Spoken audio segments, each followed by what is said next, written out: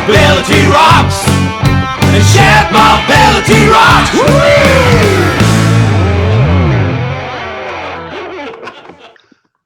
It's so good to be halfway. Yes, and so good to be down under with you. First, we're going to give you an introduction presentation of shared mobility. So I will share my screen with you. Share audio. We just need like 4 minutes and then Melbourne, the show is just yours. But Angelo will share his screen. Good so, Angelo. So, as you can see, we already did the whole tour. We started in Ghent, went to Brussels, then Leeds, Lima, Chicago, and now we are halfway. And I've sorry, We are halfway and we are down under. who we are. So, Jeffrey, what are you doing here? Well, I am here because I want to have fun and I'm working actually with Autodeal.net and we want to make shared mobility mainstream in the whole world. And that's why we are here. And Taxistop, why is that? Well, we are a Belgian NGO. We are operating shared mobility since 1975 already. But Wow. besides operating our own services, we also create buzz and awareness. We want to make shared mobility rock. So you're a bus company. Yes, indeed. No, not really. This is the mission of our event, no, both of our organizations. We want to make transport and we want to make cities and regions more livable and accessible by supporting shared mobility and especially by connecting it to other modes of transport, sustainable modes of transport, cycling and public transport. And okay, it's already our third Shared Mobility Rocks. The two first editions were physical events, but we took the opportunity of the COVID event to go to every part of the world. So thanks to this special situations, we can be together with you, with people from New Zealand, from Australia, from Ecuador, and so on. Yeah, and that is it. We are so proud that we have like 10 different countries represented in this 24 hours, 12 local sessions, more than 70 speakers of international expertise. And as far as the participants are concerned, it's also very big. Angelo, what do you think? Yeah, we are even surprised ourselves. We had subscriptions from 65 different countries, yeah, from every continent. So really exotic. More than 1,000. Now, a lot of them are sleeping right now, but okay, more than 1,000 subscribed.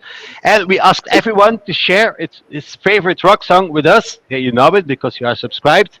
And we made a Spotify playlist with that. We have 41 hours of shared mobility rock songs, and among them, some Australian. I'm not sure about New Zealand artists, but especially ACDC is on the list. Not from Melbourne, but okay, good also. ACDC was chosen many times. Yeah. Yes. So So, and considering we are in Melbourne, I have to choose Nick Cave as a favorite rock song, and I choose for Red Ride Shared Mobility Hand. I love that song. I think just before the COVID crisis, that was the last concert I saw. It was from Nick Cave in Brussels. Yes, So fantastic. it was a dialogue with the audience. Very nice. We have intermezzos also. Yeah, we have now two sessions in Melbourne. In between, don't go away. Louisiana has prepared something really, really nice. So, but also after the next session, we do some entertainment. We have Shared Mobility rock stars that we invite in the session, and there's also a networking tool in Hopen. You can chat like at random. You are connected to someone for 2 minutes, like a real conference. So you can use this tool during the intermezzo, maybe. And also during the intermezzos, we are in the city of Ghent and we are doing a tour of Ghent. We are competing against each other with our team members. And if you want to vote of the winner, you can win some really extraordinary shared mobility rock songs. So just go for our website, vote for the best cyclist, and then maybe you are the proud owner of this socks. But enough said of us. By us. Now we give the floor.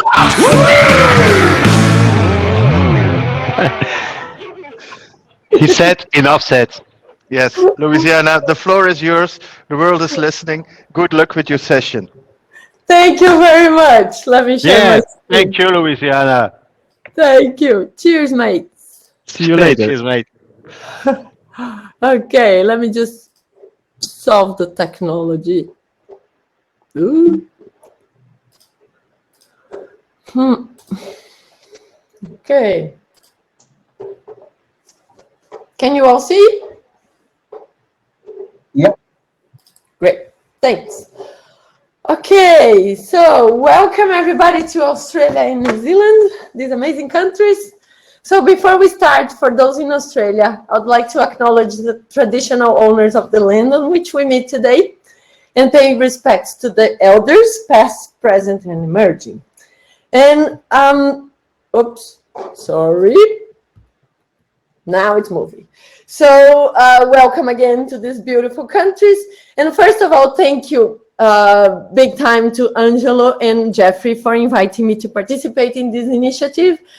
It was great to organize Studio Melbourne, and also on behalf of all the institutions and people involved here today, we give you a big thank you for this opportunity to be in what is probably the biggest event on shared mobility ever made. So also a big thank you to our local partners, the organizations, the people, the friends who helped, or everybody who was involved to make Studio Melbourne happen. I was thrilled and honored to organize this with you and super excited to be here today. So you can probably see from my very strong accent that I'm definitely not Australian. I'm from Brazil. I'm from Curitiba, and I have been a local government official for most of my life there.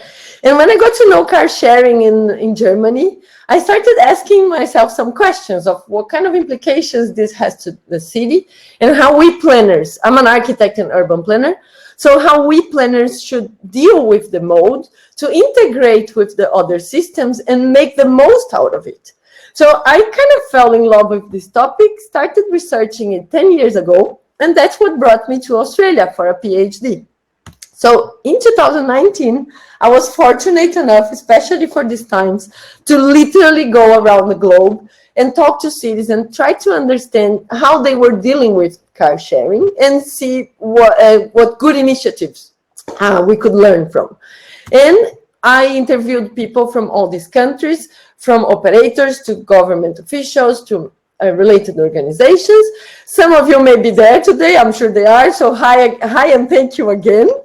And what I wanted to understand is how governments and governance can bring car sharing to the package of modes, transport modes and options in the city, so that people don't need to have a car, but they can use whenever they need.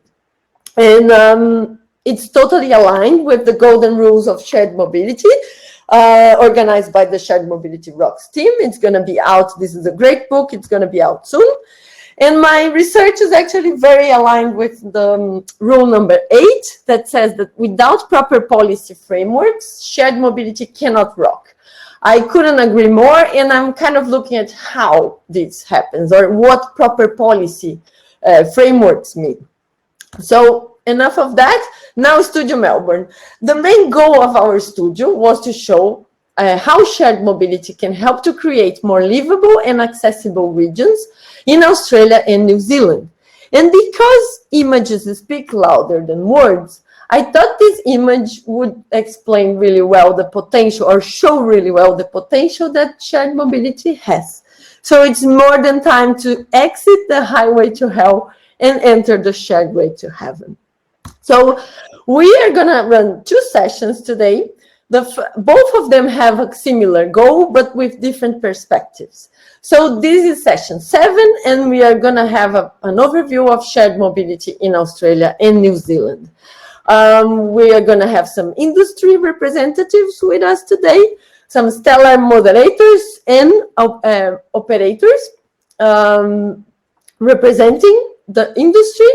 And during the session, we are going to provide a brief context of the urban and transport characteristics of the places that they are talking about, and give an overview of the relevant initiatives of shared mobility that happen in Australia and New Zealand, and also the challenges and opportunities ahead. So for you to have an idea of what's happening in the session, we are going to start with presentations from our two moderators, and then we move to the other speakers. After that, we go into a discussion, and we open for Q&A at the end.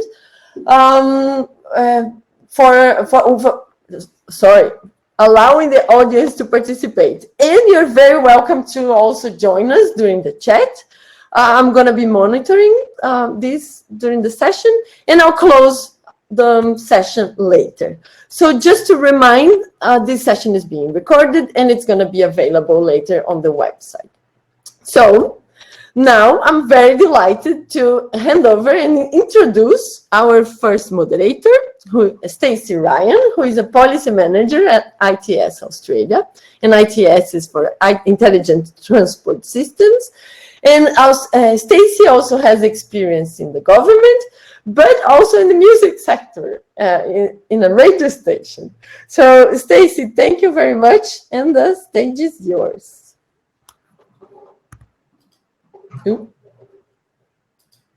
Thanks, Luciana. Congratulations for making it halfway through. I'm also a bit scared for people that are trying to make it through the full 24 hours. And I know this is the Melbourne session, but I'm currently in Brisbane in a hotel room overlooking the river, and it's lovely up here. I can't wait for all of us to be able to travel again so that we can enjoy our company in person. So obviously, dialing in from either the arse end of the world or the future, depending on which way you look at it. And we've been working a lot in the shared mobility space. I'll just go full screen. So I'm from ITS Australia, and I'm the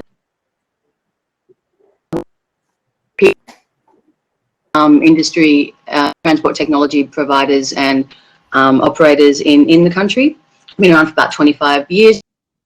Members now. We represent academia, government, from multinationals through to like one-man bands and startups. As you can see, the members that we have are a really broad representation of what transport. It's not just TNCs. It's not just bus operators. It's not just governments. It's people that develop software. It's people that live in algorithms. It's people that create widgets and wires and tech that tracks and maps and does all sorts of amazing and clever stuff, which enables us to deliver and develop shared mobility solutions for our communities. I've got a particular focus on equity and accessibility in the transport sector. My background's government, and so we want to make sure that the tide rises all of us. So ensuring that these technologies really make the best of life for people. Coming from government, and I think the rest of you would know as well, transport is an extremely emotive and personal issue. It means economic access and social equity and availability and accessibility for individuals and communities. It's much more than moving pieces around on a map.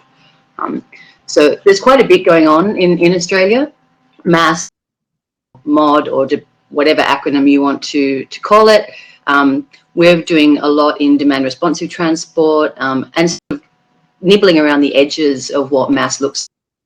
Government is working efficiently and collaboratively.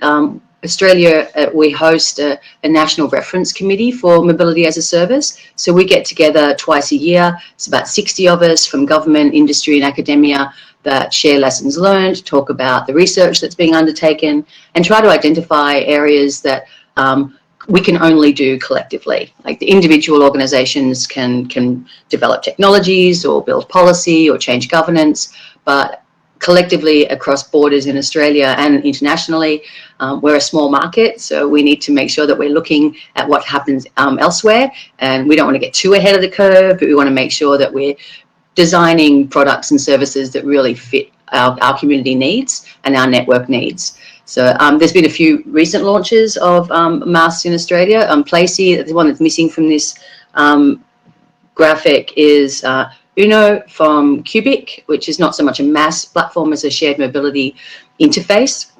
There's lots of pilots and projects. We sort of include some of the automated vehicle trials. You know, that's not, we're focusing on automated vehicles as a shared mobility solution, not a replacement for individual ownership of private vehicles.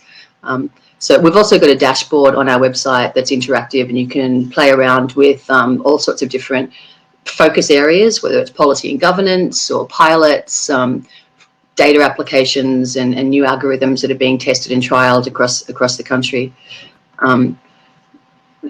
Luciana mentioned the research that she's been doing. We were lucky enough to score her as our research partner for a project that we've just completed, which is investigating free flow parking for car share. We had some really strong support from local industry and the University of RMIT, which is where Luciana is studying and finishing her PhD. Cubic, IAG, which is the largest vehicle insurer in the country, and RAA, which is the Motoring Association from South Australia, all of whom they're organizations but recognise the importance and viability and opportunity that car share provides. It's a complex, challenging area. Car ownership in Australia is something that we're halfway between the Americans and the Europeans, really. We're a large country, so it's an association with freedom and personal, access to things, but we're also conscious of our environmental footprint and really wanting to reduce the amount of reliability or sort of amount of reliance on private vehicle ownership, especially in urban and suburban areas. So better understanding how car share can be utilised and taken up is really a strong focus for us, because what we determined from our initial mass research was that personal vehicle ownership is not going away anytime soon, but the more options and opportunities you can provide people, the better choices that they can make for themselves in their certain times of life, and to divest themselves, ideally in Australia, of their second or third or fourth or fifth car. There's a household in the Sunshine Coast, which is about 20 minutes from where I'm currently sitting. They have, one house has 15 car permits. So that's the kind of thing that we want to nibble against at the edges.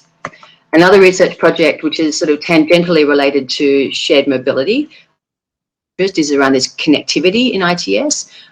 You can't make the right choices or share vehicles unless you know where they are and where the customer is. People are increasingly relying on their GPS devices telling them where the vehicle is going to be. So these kinds of connected technologies are going to be really important going into the future, especially as you get outside of the urban environments. How are we going to deliver these communication technologies equitably across all customers? And this is a huge safety factor for us as well. These connected technologies provide enormous safety benefits, but also productivity and efficiency, and just information. Like, people expect to be given the right real-time sort of data so that they can make the best decisions for themselves. Our abstracts platform is open now for our event in 2021. This is our mobility as a service, mobility on demand conference. If you've got any papers that you'd like to submit, we'd love to hear from you. And now I'm going to introduce Simon McManus, who is the Executive Director of our counterpart across the pond, across the Tasman. So Simon McManus is the ED of ITS New Zealand. So Simon, can I hand over to you? Thank you.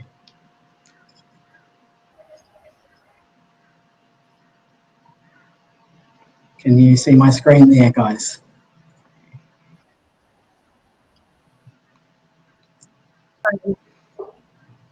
Not yet. Okay, trying again. Just a second. Technology, huh? And so I might keep my video on and off a bit because I'm using a hotspot in a hotel room, which is basically a tin can and strings. So Now we can. Now we can. Fantastic. Yeah. Thank you very much. Let's see if I can play this from the beginning. Is that better? Hopefully so. Thanks very much for the introduction, Stacey. And as Stacey has just said, yes, we're the counterparts. Although a much smaller operation than ITS Australia, they get up to some wild and exciting things in terms of research. And we're very much a much smaller, agile, nimble alternative across the ditch here. I'm going to approach my presentation slightly differently. I'm going to quickly take you through what the landscape looks like here in New Zealand. So there's a nice picture of a landscape here in New Zealand. It's unfortunately not so sunny today, but when we all get back to travelling, there's images like that to entice you down here to visit us. And in the meantime, don't hesitate to get in touch. So just a little bit about New Zealand, for those that don't know us that well. We're a country of about 5 million people. Our largest city is Auckland, with just under 1.7 million, so relatively small on the global scale. However, we have some benefits from our environment, such as 80% renewable energy. One of the big challenges for our government at the moment is we have a significant housing crisis in our major cities. That's both affordability and availability of houses. That hasn't changed with COVID. In fact, perhaps got a little bit worse. Lots of people returning to New Zealand and looking for houses, can't find them. The government here has recently announced about $7 billion worth of transport projects in response to COVID, and that's to boost the economic recovery, on top of many billions already allocated for transport projects. Majority of those will still be major infrastructure projects, but there's a lot of advocacy going on here for shared mobility, for active mode transport, as we try to address climate change, which is a big topic here at the moment as well. Our Climate Change Commission has recently launched a draft climate budget, which will see us through till 2035. And so we're all just giving feedback on that at the moment, and transport is obviously a huge part of that. Very similar to Australia, we're very car-centric here in New Zealand. Per 1,000 people, there's 837 vehicles. So that's grossly disproportionate, really, where we need to be. So things like shared mobility, public transport, active modes, they do have to come into the picture. The geography obviously is going to create challenges for us to get that right down, but we'll do what we can around the urban areas, especially. And there are some interesting rural projects going on, especially one with VIA down in the South Island, which I think Ben will be talking to later today. So that's an on-demand transport solution. Our COVID situation here, we currently have no COVID in the community, but we're in a level 3 lockdown after a couple of cases last week. Looking likely we go back to normal life very soon, we hope. Let's move along. So as I said, I'm going to take you through kind of the mobility landscape here in New Zealand. I'm also going to throw in a few rock and music references. So if we start off here with Crowded House, obviously lots of people should know Crowded House, soft pop rock band from late 80s. They're very definitely from New Zealand. Don't let the Australians tell you anything different about that. They're formed in 1985 and they're still releasing music, and they would have had a tour starting this weekend, except for COVID came back.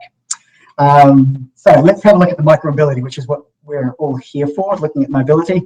So we've got a lot of the international players, the Jumps, the Limes, Beam, Neuron, of course. Looking forward to hearing from Jan.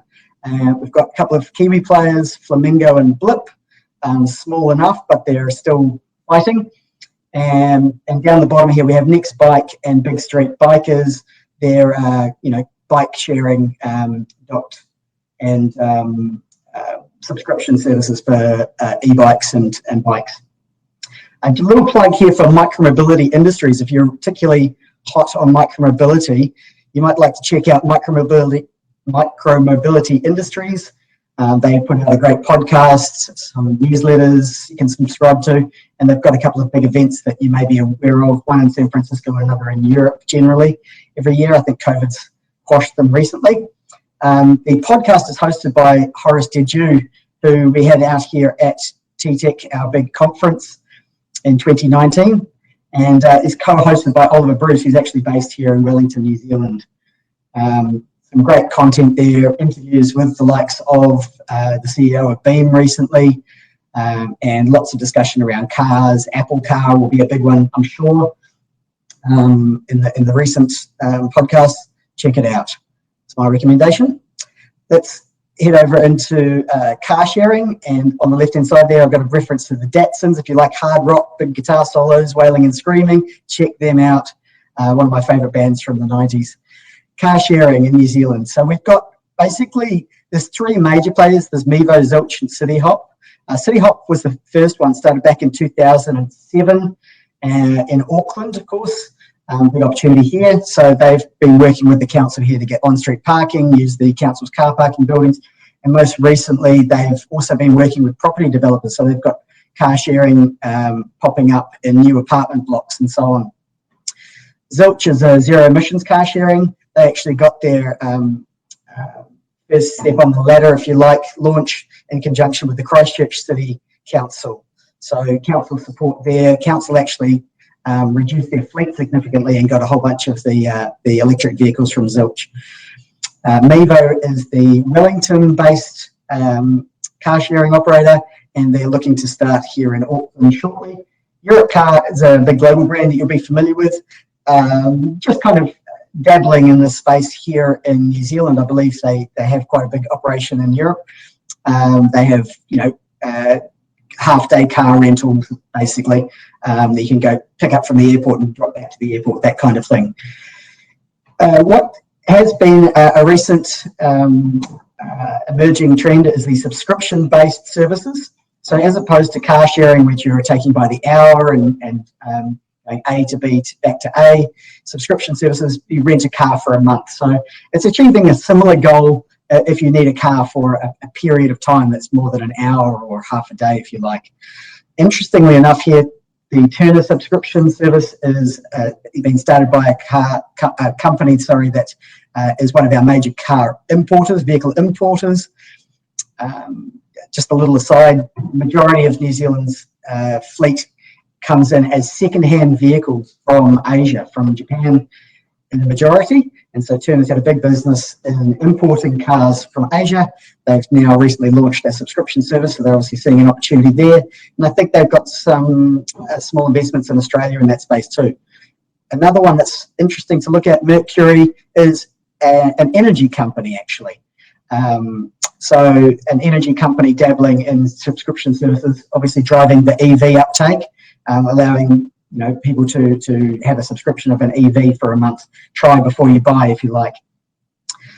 Just reflecting back on the car sharing, interestingly enough, both Mevo and City Hop are owned or part owned by OEMs, actually. So City Hop by Toyota and Mevo partly by Audi. So the OEMs are taking a big interest in that here in New Zealand, as I'm sure they are globally. Let's move on to ride hailing, which is an interesting one. Perhaps not a favourite topic for people listening today, but nevertheless, it's a big part of our mobility landscape now, globally, obviously. So we've got some international players there, as well as a local one, Zoomy, which has just been bought by, after many years struggling along, they've just been bought out by our biggest taxi operator globally, nationally, I should say. On demand, as I mentioned earlier, we've got VIA and we've got Transdev, both running smallish projects for the moment, but it's something that I know a lot of the big councils, local councils, are looking at, local government.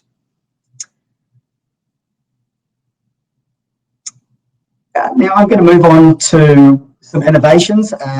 Like Stacey's organisation, we look at intelligent transport systems, but we're also looking at future transport solutions. So helping support local innovation and I guess promote New Zealand as a place that you can bring innovative solutions to.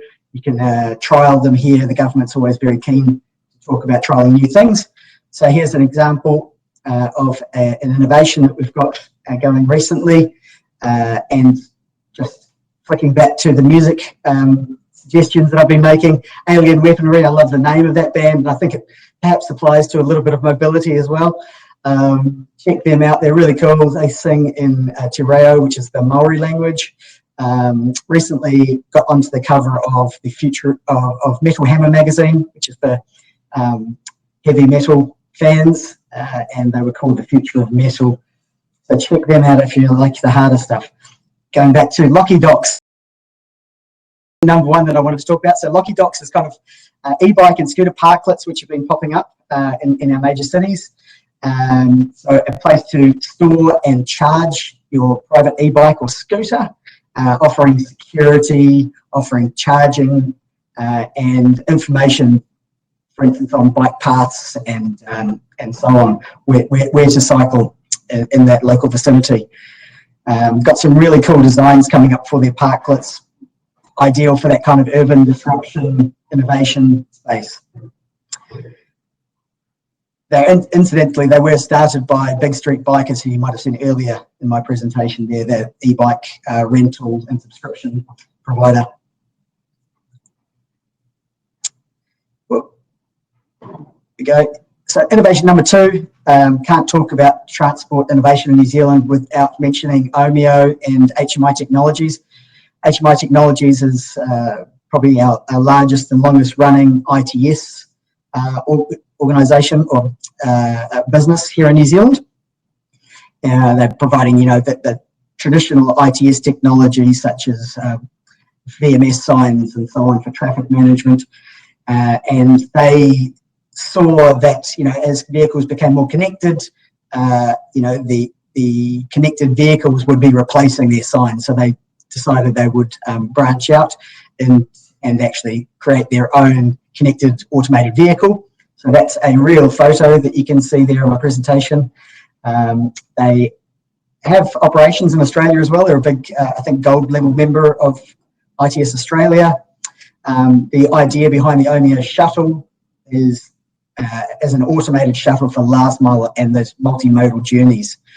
So it really fits in that kind of mobility space where, perhaps you can park your shared mobility, your ride share, and then you need to get to the local transport hub. They've also got a modular chassis, so that's kind of leaving them open to trying out lots of different potential applications for the vehicle. They've been quite successful. They have some trials going in Korea, of all places, and a number of trials underway here in New Zealand as well. I'm sure they're keen to get into Australia as soon as possible, and clearly globally as well. Got global ambitions. Innovation number three, what we believe will be the first electric dedicated passenger ferry in the Southern Hemisphere, is really not far away from launching, capable of carrying 135 passengers, doing 20 knots, and charging time of about 15 minutes, which is great for turnarounds. And that will be launching down in Wellington and running in Wellington Harbour very soon. Quite exciting news for New Zealand there. Innovation number four, again, probably can't go past mobility innovation without mentioning Whisk. So Whisk, if you aren't familiar with them, they have been through a few different names. Initially Kitty Hawk, and then Cora, and now Whisk. So Whisk is electric virtual takeoff and landing air taxis, backed by none other than Larry Page from Google. They've been testing here in the South Island of New Zealand. So, we're going to claim some part in their successes, hopefully. And they've partnered with Air New Zealand, I guess, looking at that air taxi service. And recently they've announced that NASA's come on as a partner as well. Cool, that's, I think, hopefully I've been within my time. Just leaves me to say thanks again for Louisiana and RMIT. Fantastic job bringing us all together. And obviously the guys in Belgium, rock on, and hope it goes really well for the rest of your presentation, and hope you enjoy the rest of our session. Next we have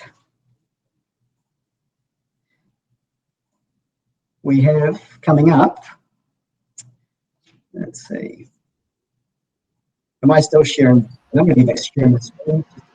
Give me a minute. We have Darcy Itche from Go Get Car Sharing in Australia.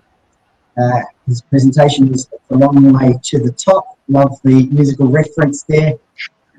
Darcy is on the council planning space team for Go Get Car Share, working through Victoria, New South Wales and South Australia. He's passionate about smart mobility, and I think you're based in Melbourne, is that right, Darcy? Yep, that's correct. So I'm based in Melbourne, but do some council space planning for South Australia and some New South Wales councils as well. So should I start sharing, Louisiana? Please, Darcy. Awesome. All right. Well, thank you very much for the introduction, Stacey and Simon. Let's see if I can get this working.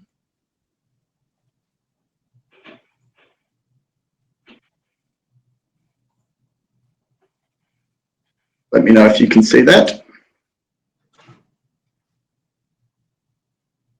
Should be sharing anything. Now we can see you. Awesome. And thanks very much to the team over in Ghent for organising this. Been to a few in-person and online conferences like this, and this is certainly the coolest and most fun that I've been to so far, so great work. Yeah, following on with the rock and roll theme, it's obviously a difficult question to answer. What is your favourite rock song? But I thought I would keep it Melbourne-based and go with a classic, AC/DC's It's a Long Way to the Top. I didn't know if I could get the technology working for this go to work, but if you've seen the video and you know the song, then you can hear the image. It's quite an iconic video clip riding down Swanston Street in Melbourne in the back of a pickup truck. And yeah, very iconic. Obviously, Swanston Street has changed a lot since then. No longer allow cars. It's actually a great example of a shared mobility space. It's only trams and bike lanes down there now. So yeah, that's a bit of fun for you. But I digress. So my name is Darcy, and like Simon said, I'm the council space planner for Go Get Car Share here in Australia. We're an Australian owned and run car sharing service provider. We are the first car sharing service provider in Australia. We provide a station-based car sharing service, which can operate out of, I guess, 3 main spaces throughout Australia. So we operate in Brisbane, Sydney, Canberra, Melbourne and Adelaide, all along the eastern seaboard of Australia. The cars can be picked up and dropped off from informal on-street spaces, like you can see on the left there. So this is basically an area of unrestricted parking, and you can also operate out of dedicated on-street spaces, like you can see in the middle there, and we work on dedicated off-street spaces. So essentially, you access the vehicles via a swipe card. You can book them online or over the phone by the hour or by the day. And then once you're finished with the card for your booking, you return them to the location that you picked them up from. Next slide. I'll give you a brief history of car sharing or Go Get Car Sharing in Australia. It essentially started out as our 2 founders, Nick on the left there and Bruce on the right. I thought that was a pretty fitting image, that one, of Bruce with Peter Garrett. I'm not sure if many people in the audience will know who Peter Garrett is, but he's quite a famous Australian musician from the band Midnight Oil, and he's since become a sort of environmentalist, activist and politician for all things green. So he was a great advocate for Go Get Car Share back in the day. It was a fitting image for today, I thought. So on the left there, you can see Nick Go Get Car Share originally started as Newtown Car Share in a sort of a suburb in Sydney. They launched it at the Newtown Festival. There was thousands of people walking past, but only 10 people signed up. So it was originally just 2 cars that Nick and Bruce owned, and thought that they would maximise the efficiency of the vehicles that they have, and share them amongst their friends. And then from there, it basically took off, and that's when they started the business Go Get, and launched it throughout many other cities in Australia. What makes Go Get, I guess, kind of unique in a sense is that we have a core focus on transport innovation with our own proprietary technology. So our Go Get swipe units, which you can see in the top left there, were sort of built in-house, built and designed in-house, with a product development team of 15 people. So we've got a continuous sort of hardware and software development team, which is based on customer feedback, requests and analysis. We recently launched a new feature with the Amazon Echo, which allows you to book out a car sharing vehicle just by speaking to Alexa, which is pretty cool. And we've also had some innovations with various mobility as a service apps. The one you can see on the right there is TripGo. So basically, once you put in your start and end date, a Go Get car share vehicle will come up as one of the route options for you, and you can sort of plan your journey with all of the various options in front of you, which is a great way for making educated decisions. We based the software or the service rather on the main principles of car sharing for everyone. Basically, we have a key focus, as with all car sharing service providers, is that we want to provide a viable alternative to private car ownership. Whatever you can do in your own car, we want you to feel comfortable doing in a Go Get vehicle. So as you can see in the top left there, people have used Go Get vehicles for weddings. The bottom left, you can take it camping or going sightseeing on the weekends. And in the top right there, we've got people movers that have been fitted out for electric mobility access. And in the bottom right, we've got vans. So basically, whatever you can do in your own car, we want to provide the option for you to do in a Go Get vehicle, so that you can ideally live car free. So we're trying to move away from the Australian sort of paradigm of private vehicle ownership. And here I thought we'd speak about some of our industry collaborations with some transport on demand services. So the key one, which I think Stacey already touched on, is Keo Ride, which is a collaboration with Keolis Downer in the northern beaches area of Sydney. So it was a partnership that started in 2017, which provides a first and last mile solution where commuters can use on-demand car share to transfer to and from the main bus trunk lines and hubs in the northern beaches. It has the highest demand of any Keo Ride service in New South Wales, and the highest customer satisfaction of any Keolis on-demand platform worldwide. And one of the main things that we were able to facilitate through the Go Get car sharing service was that when these on-demand transport drivers had fluctuations in demand, they could pick a car for the purpose of the day. So basically, if they needed a people mover to move a lot of people, they could use one, or if they only needed a little Toyota Yaris small hatch to move a handful of people, they could pick one of those. So as the demand fluctuated, our fleet of car sharing vehicles was there to facilitate it. And we've even had, this was pre-COVID, of course, but we've had bike and scooter sharing companies use Go Get for their own logistics. For similar sort of things, it's a flexible solution for them. We have a key focus of transport integration with all forms of public transport in Australia, and including on the right there is an inner west of Sydney, New South Wales light rail integration. We've got the Moreland train line integration in the top left there. And of course, links to trams and buses and all those sorts of things to provide the intermodal transport linkages that people who live car-free will need.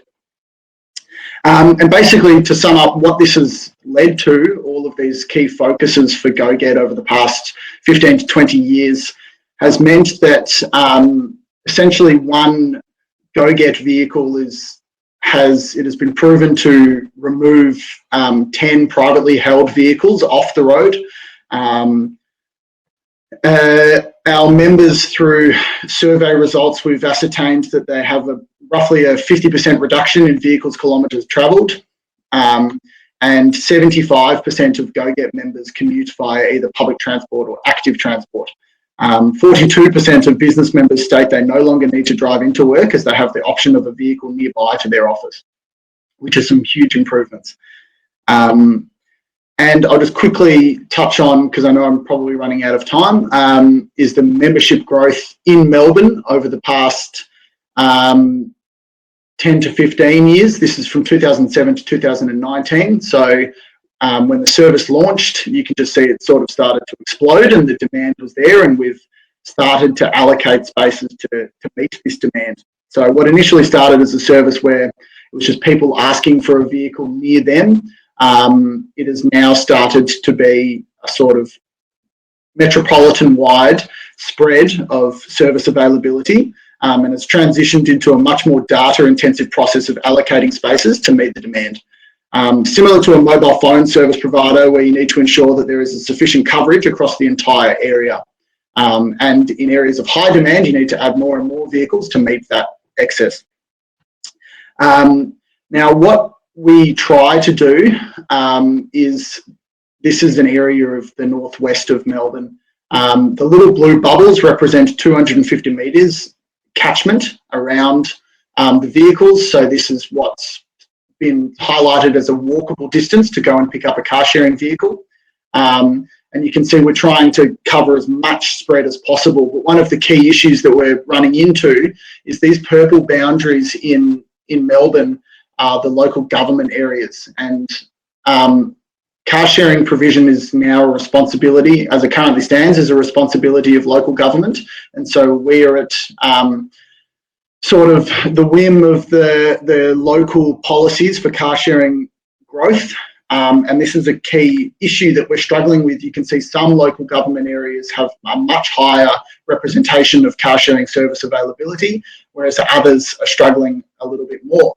This one sort of on the left-hand side here is the City of Port Phillip, who a representative will be speaking to you later, Karen Roach. So shout out to her, they're doing a great job. And other areas which don't have quite a strong support behind car sharing, the residents of those areas will be have less availability. And so this is definitely something that we're working through with state government to try and bring up the benchmark for network growth so that it's not limited to the local government policies. And just finally, I didn't want to speak too much about COVID, but one of the cool sort of and rock related recovery responses that we've been doing with a few of the councils is removing or relocating some of our spaces to allow for outdoor dining operations. So this is a dedicated on-street bay in Collingwood out the front of the Grace Darling Hotel. It was relocated as part of a council-led COVID recovery program for more outdoor dining. Now, generally speaking, GoGet utilisation dropped off a considerable amount, between 60 and 70% across the state during the first lockdown in Melbourne, especially during the harsh lockdown days of the 5 kilometre radius. For those of you who don't know, during our harsh lockdown, you could only move within 5 kilometres of your home. And so obviously car use in general, share car or otherwise, was greatly limited. On the one hand, that is a considerable drop off in utilisation, but on the other hand, that shows us that 30% of our members' journeys were essential, and car sharing was providing a very valuable transportation option at this time. We see this period as an incredible opportunity for generating a paradigm shift in transportation habits in Melbourne, and one that will hopefully see local residents opt for more sustainable transport options in lieu of the private car as we settle into, you know, what everyone's calling the COVID normal. So council approached us and said, we want to have this great initiative to allow more patrons to visit these pubs at a socially distanced sort of space. So we're going to relocate your space just down the road. So from here, it was just moved down the road and they put in this awesome outdoor dining space. So that was a cool sort of collaboration with local government that we've been doing as we lead the resurgence out of COVID here in Melbourne. So that's all I had for you today. Sorry for going over time. But I'll hand it back to, I think, Stacey. So yeah, thanks, Darcy. That was awesome. I think I first met Bruce when I was working for the then New South Wales Minister for Roads, and it indicates the complexity of these situations, that you're still sort of grappling with the same problems and challenges that we were back then. But it's been amazing seeing the head roads that GoGet and your other car share providers in the country have made. I know you've got the largest market share, and I think we'll hear from Leo and Karen as well from council side in the next session. So next up, yep. Thanks, Darcy. No, sorry. So I was just going to say from the basically started out with 2 cars, and through all of our collaborations with the different councils and things like that, we've now got over 3,000 cars across Australia. So it's been a fascinating journey, that's for sure. Thank you.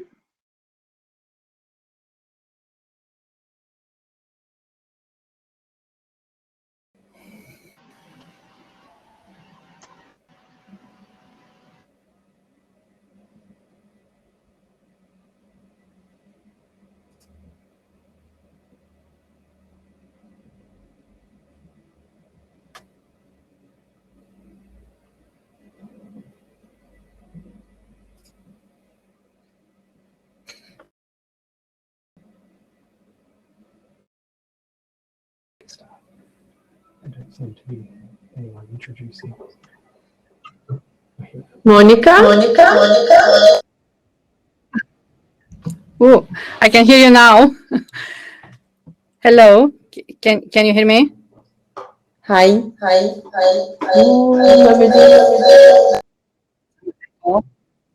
It's great to be here today. We try to do something a bit different. I'm not sure if you see this cool studio.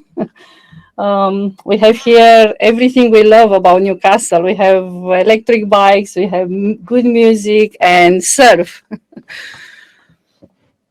Now I want to introduce you BICO.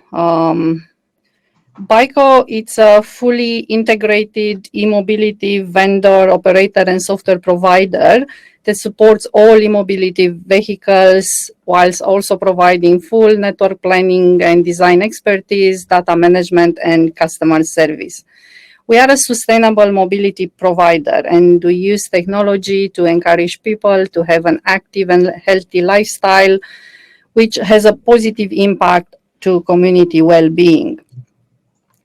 E-bike sharing schemes are a great way for cities to embrace micromobility. Docking stations can be fitted into existing transport nodes and create a seamless first and last mile option.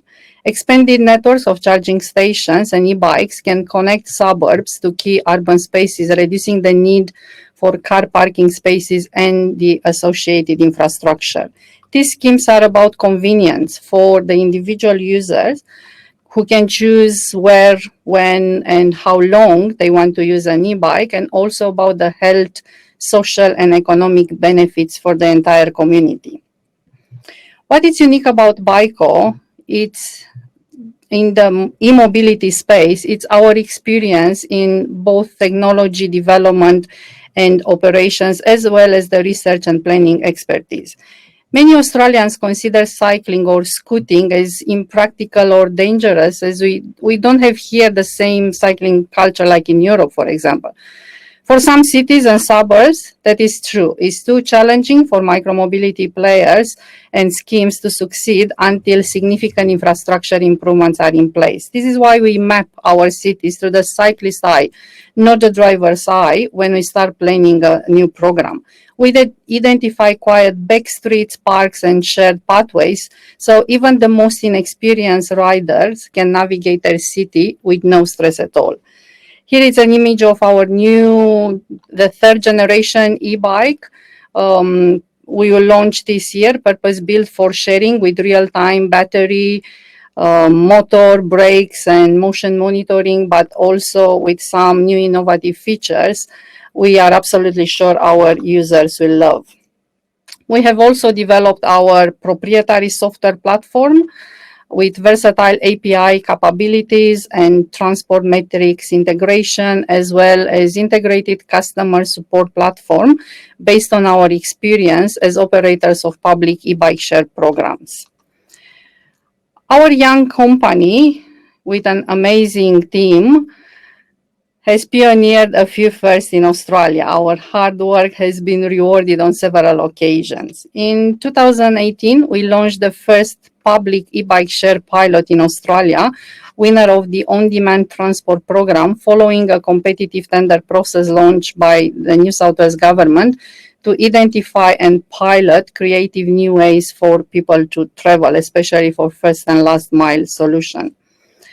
Same year, we were nominated as a local partner for the Smart Mobility Program led by the City of Newcastle, New South Wales, winner of the Smart Cities and Suburbs Federal Grant.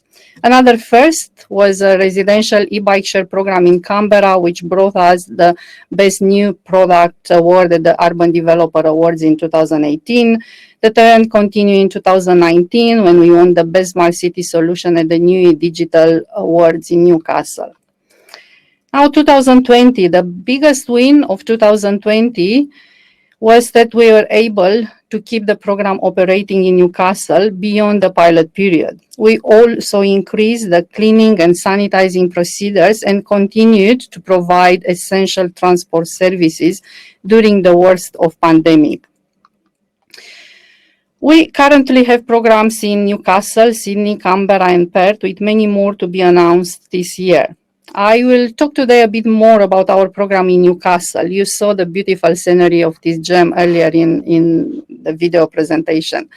As our flagship program, we wanted to create a bike share system people will love. We started by having early discussions with all major stakeholders.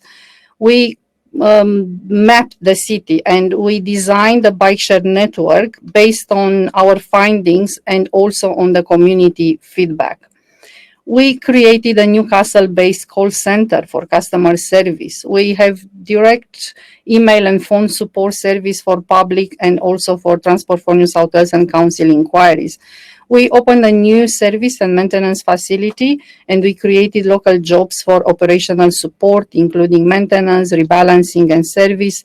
And we are able to keep all these people in job during the pandemic.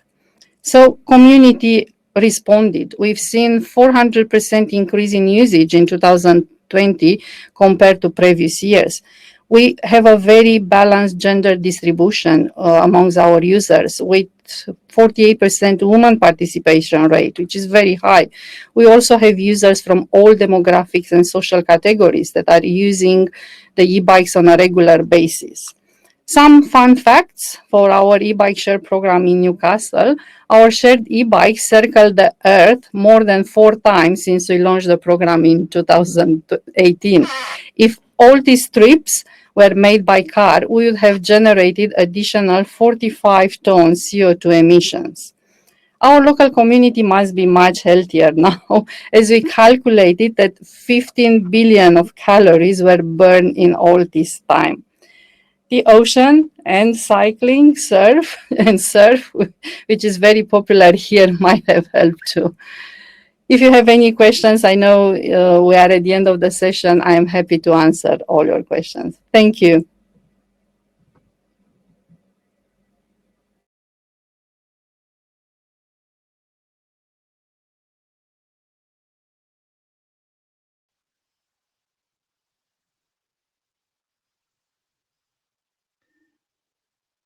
I think you're muted, Stacey.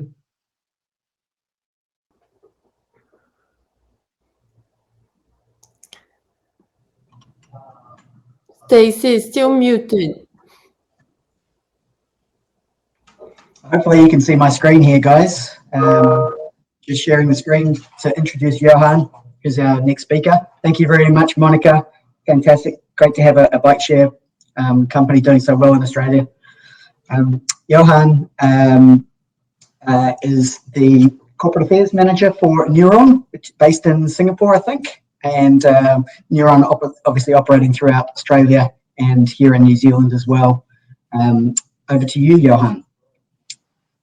Yeah, thank you very much, Simon. And while I am based in Singapore these days, I have very fond memories from Australia and New Zealand. I used to live and work in Melbourne for a couple of years, and that was an awesome time of my life. These days, I'm working with micromobility in the form of e-scooters, and we have been in operations in Australia since August 2019, when we opened shop in Brisbane. We won a tender there, and since then we have expanded to in total 7 different cities in Australia and New Zealand. So today we are operating approximately 3,500 e-scooters across these 2 countries. An e-scooter, this is our e-scooter. It's our pride and joy, the N3 model of our own e-scooter. We are designing and kind of manufacturing our own e-scooter. Some other competitors are buying a scooter off the shelf, but we feel that it is important for us to design our own e-scooter. That way we can, can be quicker to implement new safety features and other functionalities.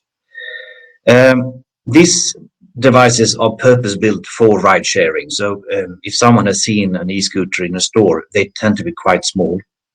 A ride-sharing e-scooter, especially the ones that we have, they are pretty big and bulky. The weight is approximately 30 kilos. And it means that we have bigger wheels, we have a broader foot plate to make it as stable as possible and make it as safe as possible. When it comes to the functionality, it works pretty much similar to what Monica talked about with the e-bike sharing. You download an app, you scan a code, and then you just jump on. The idea is that you have a fair amount of e-scooters in a city, so it's fairly easy for people to find an e-scooter. They go where they want to go, park the scooter in line with local regulations, and log off and end their trip in that area. We do have geofencing capabilities in all our e-scooters, and together with city councils, we do define in a city what is the operating area, the operating zone where these e-scooters are allowed to go. Within that zone, there might be low speed areas, which you can regulate remotely. And you might also have no parking zones, which is something we have, for example, in Canberra, where obviously parking just outside of Parliament House is not a good idea. So people cannot end the trip in certain parts of the city. I think the user case or the social benefits of e-scooters, it's all based on providing a very flexible and accessible solution for really the first mile and the last mile of people's trips. I think on average our trips or the trips of our riders are between 2 and 2.5 kilometers. So it's not something that you use for a really long commute, but it's something that many people use in connection to for example, public transport as a way of solving that last stage between the transport station or train station and the office, for example. The whole point is that it is supposed to be a green mode of transport. We do whatever we can to reduce our CO2 footprint. We are only charging our batteries, the swappable batteries for the scooters, with renewable energy.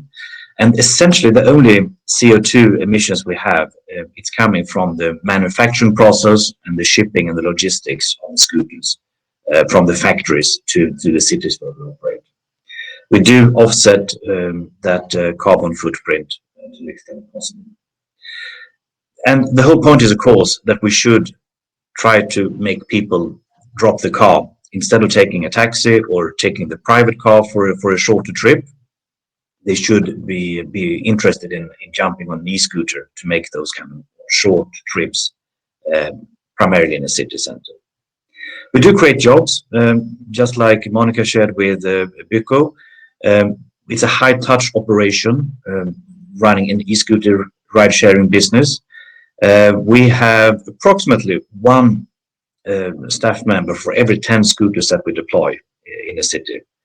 And the majority of these people, they are out there swapping batteries, checking that the brakes work, that everything is in mint condition on the scooter.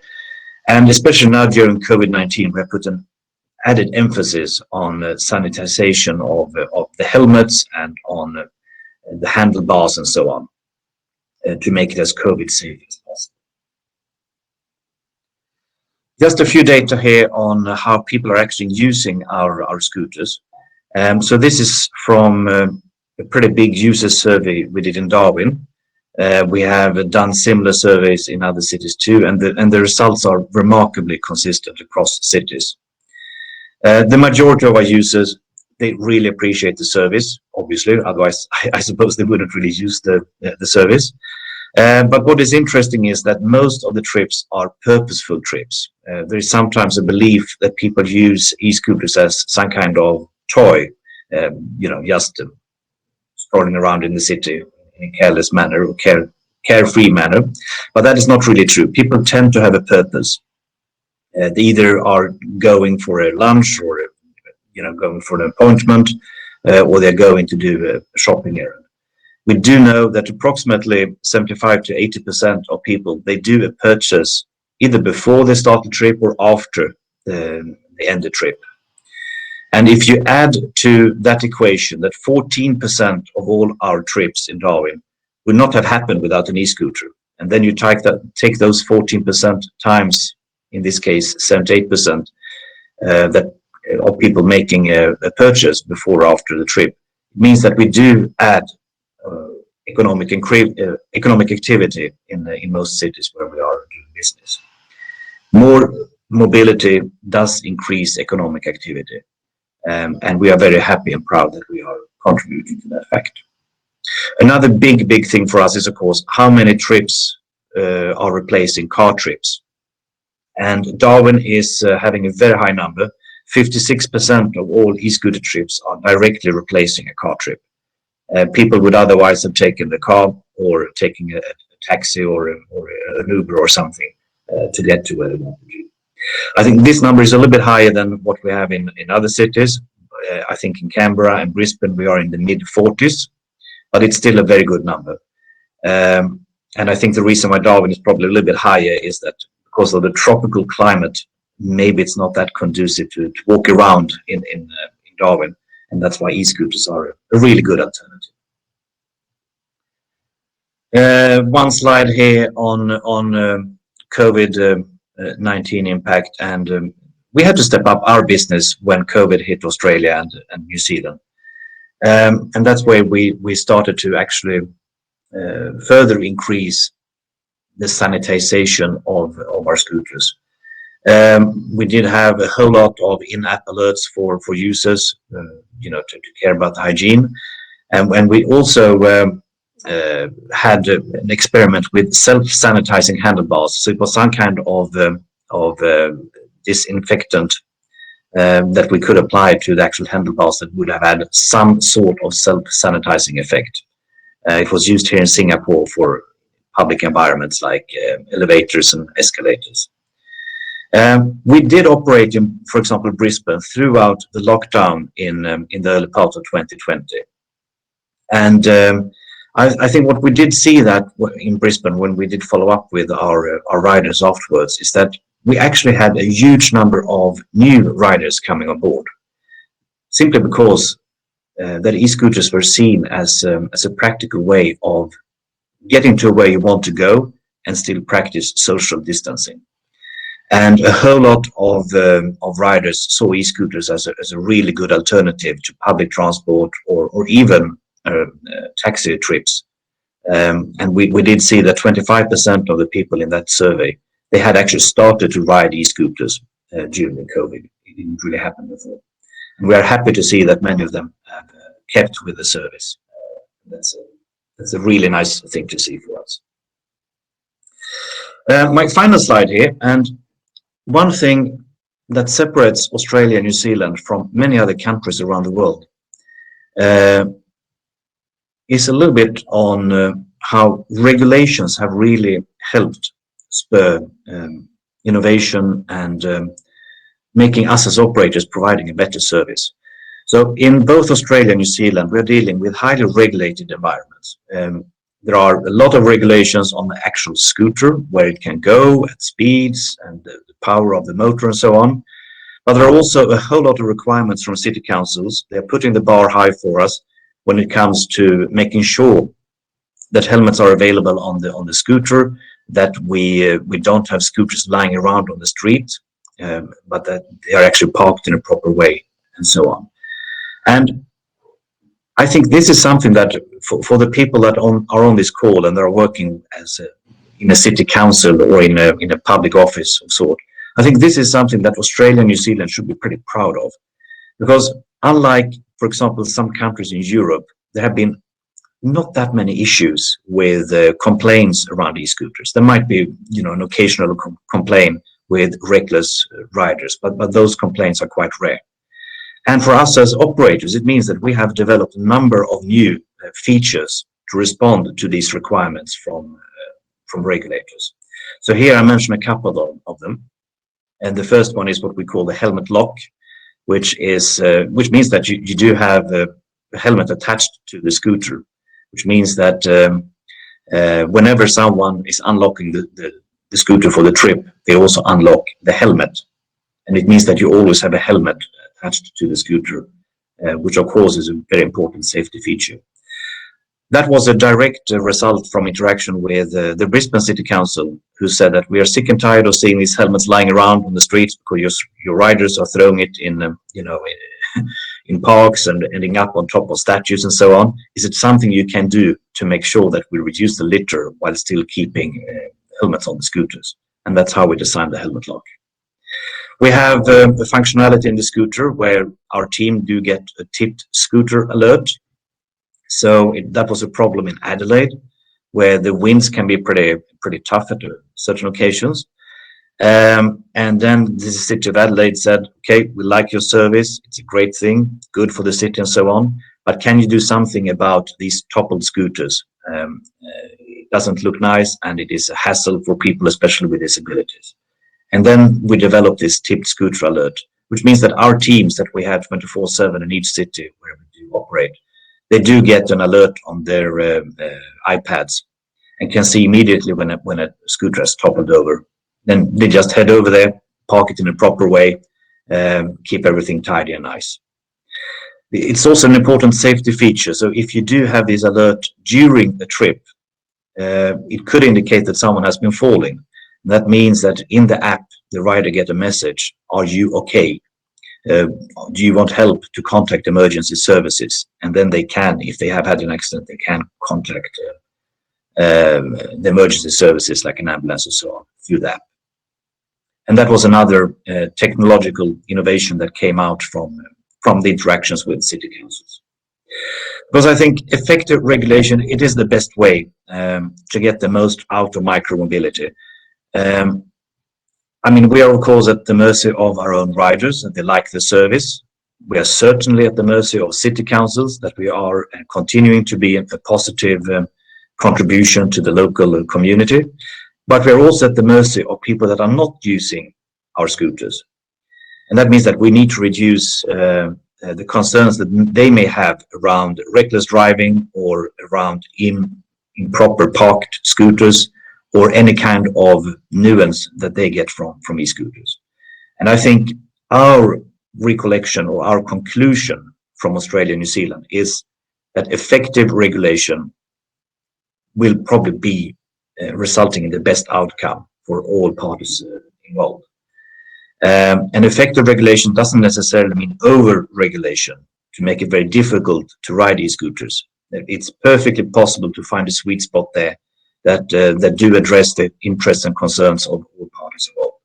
And from where we are sitting, we do think that Australia and New Zealand are probably leading the world in this regard. Another clear success factor in Australia and New Zealand is that essentially all councils, they do have a permit-based approach. It means that no one can come and operate an e-scooter ride-sharing business unless you have a permit from the city council. And as part of those permits, there are caps on how many operators and how many e-scooters will be deployed in each and every city. So in Brisbane, it is 2 operators, in total 1,000 e-scooters. In Christchurch, 2 operators, in total 1,600 e-scooters. And I think that's another global best practice. It means that there are not more scooters on the streets than you actually have demand for from riders. And that's another good way of scaling to the actual demand. And we as a company believe that this is an approach that other countries should also learn from. I think Australia and New Zealand has nailed it also in this regard. So this was a very short introduction to Neuron and our business and what we are doing. We are very happy to be in Australia and New Zealand.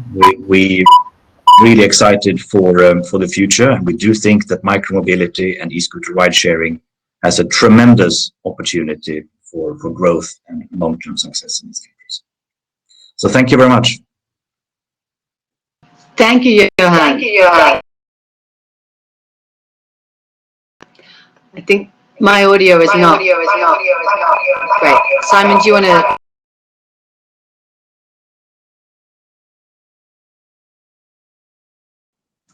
Yes, Stacey, having some technical issues there. Hearing yourself twice isn't always that fun. Next up, coming up in this session is a presentation from Ben Haig, who's the Partnerships Principal for Australia and New Zealand for VIA, although I think actually he's now Head of Asia Pacific for VIA. So Ben is partnerships, making partnerships with local government and so on-demand provider. And I think Louisiana has, he's a Kiwi, by the way, I should just drop that in, another New Zealander. Louisiana, I think you've got a video to play, so I'll let you take that over now. Okay, so that was a great ending. And we don't have more time for discussion. I'm sorry. Thank you all for your speeches. It was amazing. Thank you, Stacey and Simon, for moderating the session. And we had some questions on the chat. It was great to see the interaction. Thank you also for this. Clemens, just an update. Ben was a video, so he couldn't join us today live. I sent him the question, and we will get back to you as soon as he answers. So thank you very much for this. And we saw from the presentations that there is a lot happening in Australia and New Zealand on that field. Maybe we need another event on that. How about organizing one? Because there are more operators, more initiatives, but this was just kind of a sneak peek of what's happening here. So I'd like to thank you all very much. Thank you to the audience. And please let me share just something with you, because we have something really fun happening now.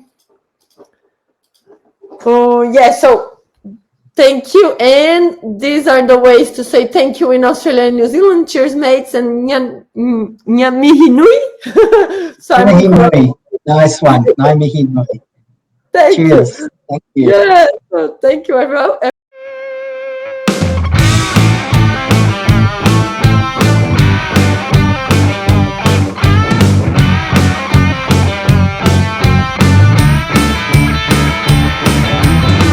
Mobility rocks. Shared mobility rocks. Shared mobility rocks. Shared mobility rocks.